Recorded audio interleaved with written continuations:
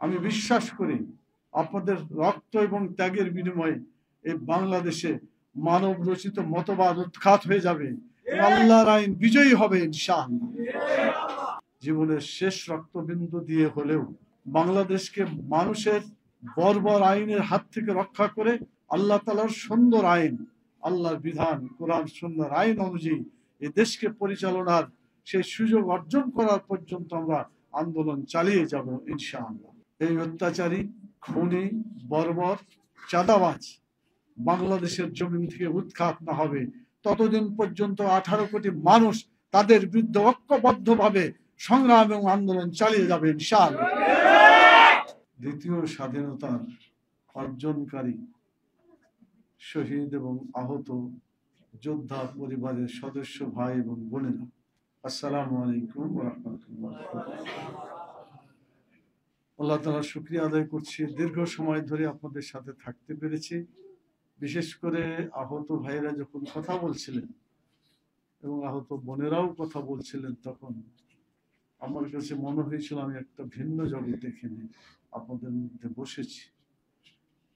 অনেক কথাই শুনেছি, কিন্তু যারা ডাইরেক্ট সংগ্রামের সাথে জড়িত ছিল তাদের কাছ থেকে মানে এত সুন্দর বক্তব্য, সুন্দর বলতে আপনারা খুব আগামী ছিলেন সেই বক্তব্য না।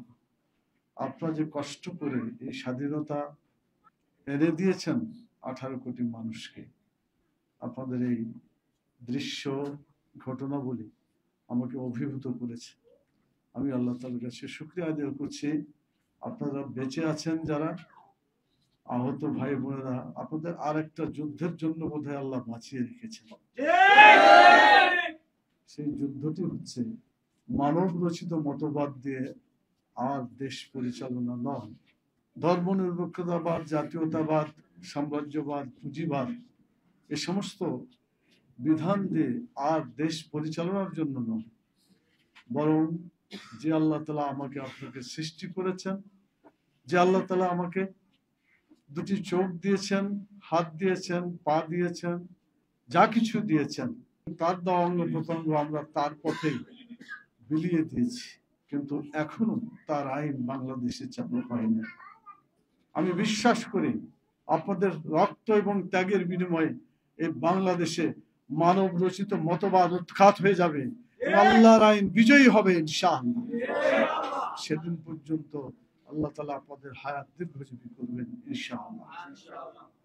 আমরা যারা বয়সের শেষ দিকে চলে আসছি, আমরা আপনাদের সাথে এখনো ময়দানে আছি এবং থাকব। জীবনের শেষ রক্তবিন্দু দিয়ে হলেও বাংলাদেশকে মানুষের বর্বর আইনের হাত থেকে রক্ষা করে আল্লাহ তাআলার সুন্দর আইন, আল্লাহর বিধান, কোরআন সুন্নাহর আইন অনুযায়ী এই দেশকে পরিচালনার সেই সুযোগ অর্জন করার পর্যন্ত আমরা আন্দোলন চালিয়ে যাব ইনশাআল্লাহ। আপনাদের কাছে সেই প্রত্যয় ব্যক্ত করছি। আমি যে কথাটি আপনাদের জন্য বলবো, প্রিয় ভাই এবং বোনেরা, আপনারা কোনো ট্রেনিং পান নাই, আপনাদেরকে কেউ কোনো সংগঠনে সেভাবে দাওয়াত দেয় নাই, কিন্তু আপনাদের মুখ থেকে অন্যায়ের বিরুদ্ধে যে বারুদের মতো, অন্যায়ের বিরুদ্ধে যে প্রত্যয় দীপ্ত কথাগুলো আসছে, আমার কাছে মনে হয়েছে যারা সংগঠনে ছিলেন তাদের চাইতেও অনেক বেশি প্রশিক্ষণ আপনারা পেয়ে গেছেন। আলহামদুলিল্লাহ। আপনাদের ত্যাগ, কুরবানি, আপনাদের রক্ত ও শরীরের ঘাম সবকিছু আল্লাহর পথে নিবেদিত হোক। আগামী দিনে আল্লাহর আইন বাংলাদেশে বিজয়ী হোক, আমি এই দোয়াই করছি আপনাদের জন্য। ভাই এবং বোনেরা, আমরা কি করলাম কতটুকু এটা আমি মোটেই বলবো না। আমরা আমাদের দায়িত্ব পালন করার চেষ্টা করেছি, তারপরে আমাদের দুর্বলতা থাকতে পারে, আমাদের ভুল হয়ে থাকতে পারে। আমরা আল্লাহর কাছে বলবো যে আল্লাহ, আমাদের অতীত দুর্বলতা, আমাদের অতীত যে কাজ করে সেই কাজের কোনো সীমাবদ্ধতা যা ছিল, আল্লাহ তুমি দয়া করে সেগুলোকে মাফ করে দাও, এবং আগামী দিনে এই সমস্ত ত্যাগ এবং কুরবানিকে সামনে রেখে আবার তোমার দিনকে বিজয়ী করার জন্য একটা সুন্দর দেশ বাংলাদেশ গড়ার তৌফিক তুমি দান করো। কি আজব এই দেশ, চাঁদা না দিলে জীবন শেষ। আমরা কি এই বাংলাদেশ চেয়েছিলাম? না। আমরা কি বাংলাদেশের জন্য রক্ত দিয়েছিলাম? না। আমরা কি বাংলাদেশের জন্য আহত হয়েছিলাম? না। আজকে এই প্রশ্নটা আপনাদের কাছে রেখে গেলাম। যতদিন পর্যন্ত এবং যে পর্যন্ত না এই অত্যাচারী, খুনি, বর্বর, চাঁদাবাজ বাংলাদেশের জমিন থেকে উৎখাত না হবে ততদিন পর্যন্ত 18 কোটি মানুষ তাদের বিরুদ্ধে ঐক্যবদ্ধভাবে সংগ্রাম এবং আন্দোলন চালিয়ে যাবে ইনশাআল্লাহ। সেই আন্দোলনের সাথে আপনারা হবেন অগ্রসৈনিক, আপনার সামনের কাতারে থাকবেন, কারণ আপনাদের সাহস আল্লাহ তাআলা দিয়েছেন, যার কারণে আজকে অকুত ভয়ের মতো আপনার জীবন দেওয়ার মতো কথা যেভাবে বলতে পারছেন, অনেকেই সেটা পারবেন। আমার একজন বোন যে কথাগুলো বলেছে আমি খুব চিন্তা করছিলাম, আমার চোখ দিয়ে পানি আসছিল। একজন মহিলা তার জীবনের সবকিছু দিয়ে মুসলিম মানুষের অধিকার প্রতিষ্ঠার জন্য যেভাবে কাজ করেছে, আমার বিশ্বাস আল্লাহর আইন চালু করার জন্য বাংলার প্রতিটি ঘরে ঘরে এরকম ভাই বোনেরা তৈরি হচ্ছে এবং হবে ইনশাআল্লাহ, এবং এখানে দিন বিজয়ী হবে। আমি সেদিনই স্বপ্ন দেখছি। আমি আরেকটি কথা আপনাদের সামনে বলবো, আমরা কখনো নিজেদেরকে খুব বড় বেশি মনে করি, আমরা নিজেদেরকে অহংকারী মনোভাবে যাতে আমরা ধ্বংস করি না। হাদিসে আছে যে যারা আল্লাহর পথে লড়াই করবে তারা যদি রিয়া করে, তারা যদি লোভ দেখানো কাজ করে, তারা যদি এইভাবে অহংকার করে, তাহলে আল্লাহ তাআলা কাল কিয়ামতে তাদেরকে কোনো পুরস্কার দেবেন না। আল্লাহ যেন আমাদের জীবনের সবটুকু বিনিময় করব শুধুমাত্র কেবলমাত্র আল্লাহর সন্তুষ্টির জন্য, অন্য কারোর জন্য আমি এই রক্ত দেব না। আপনারা কি পারবেন এই শপথের উপর টিকে থাকতে? আমরা যা কিছু করব সবকিছু আল্লাহ তাআলার সন্তুষ্টির জন্য। ইন্না সলাতি ওয়া নুসুকি ওয়া মাহইয়ায়া ওয়া মামাতি লিল্লাহি রাব্বিল আলামিন।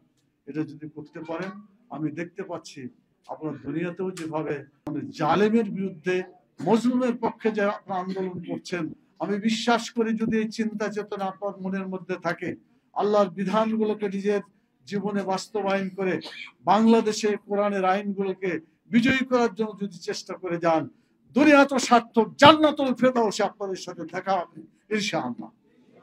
সেই জন্য আপনাদের সেই প্রত্যয় নিয়ে এখন থেকে 5 ওয়াক্ত নামাজ, আল্লাহর পথে চলা, অন্যায় না করা এবং কোন জালেমের জুলুম দেখে ভয় না করা, অকুত ভয়ে সামনের দিকে অগ্রসর হওয়া, এটাই হবে আজকের জন্য আমাদের সকলের শপথ।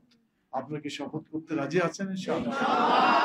মানুষের আইনকে বিজয়ী করার জন্য যারা সংগ্রাম করে তারা জাহান্নামে নিক্ষিপ্ত হবে, আর যারা আল্লাহর আইনকে বিজয়ী করার জন্য সংগ্রাম করে তারা জান্নাতে যাবে। আমরা কি মানুষের তৈরি করা কোনো মতবাদ বাংলাদেশে চালু করার জন্য লড়াই করব?